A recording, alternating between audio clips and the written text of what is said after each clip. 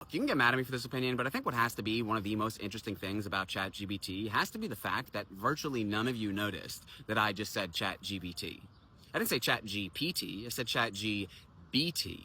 And I'm not the first person to do this. This pronunciation has become so common that I've even noticed people writing out ChatGBT as if they think that's its actual name because they've heard this pronunciation used so frequently. But why are we doing this when there's so clearly a P in the middle of its name? Now, those of you who've noticed this before might just say, oh, it's easier to say ChatGBT. But in order to understand why it's easier, we really need to understand what exactly the difference is between making a P and making a B. Now, if you're watching this, try to think to yourself right now, how exactly would you articulate the difference in making these two sounds? If you're saying it has something to do with, where your lip is in your mouth, if your lip is, say, further back in your mouth when you make a B as opposed to a P, that's not it. Your lip is in the exact same position. Watch. Puppa bubba, puppa bubba, puppa bubba, puppa bubba. Your lips can be in the exact same spot and make both sounds so long as your lips are touching. In order to actually see what the difference is, you're going to take your hand, put it over your throat, not like that, and first go p, p, p, p, and then b, b, b, b.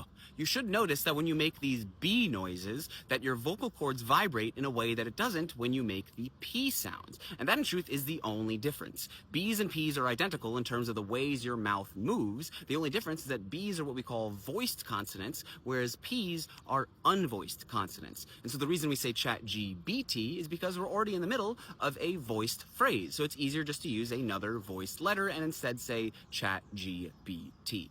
But in truth, this doesn't fully answer this question, because if this was really just about keeping voiced things voiced, then what we really should say is ChatGBD. Because just like B is a voiced P, D's are voiced T's. This is why a lot of Americans will say better instead of better, because it's easier just to have a voiced consonant in the middle of an already voiced words. Now, B and P and T and D are not the only voiced, unvoiced fraternal twins that we have in English. Ka is also an unvoiced G, Sa is an unvoiced Z, Fa is an unvoiced Va, and I think most interestingly, Sha is an unvoiced Zha, which means ChatGPT would be a lot easier to say if its name was actually ChatShePT.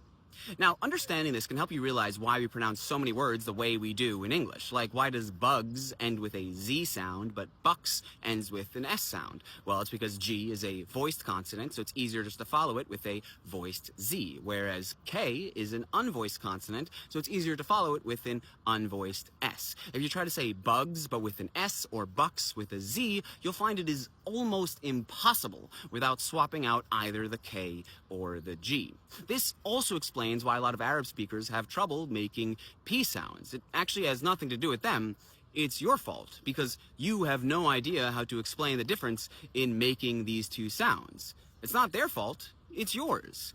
But here you are making fun of your uncle for saying blease instead of please, you little piece of shit.